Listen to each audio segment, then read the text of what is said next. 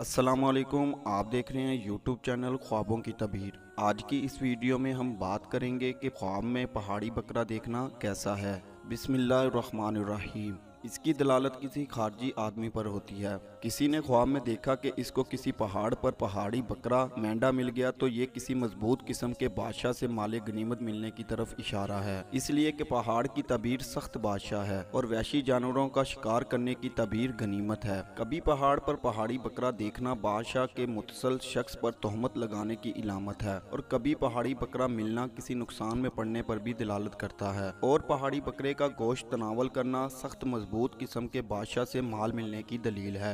ऐसी ही वीडियोस को देखने के लिए हमारे यूट्यूब चैनल ख्वाबों की तबीर को बिल्कुल सब्सक्राइब करें और हमारी वीडियोस को ज़्यादा से ज़्यादा शेयर करें, क्योंकि अच्छी बात फैलाना सदका जारिया है। अल्लाह निगहबान।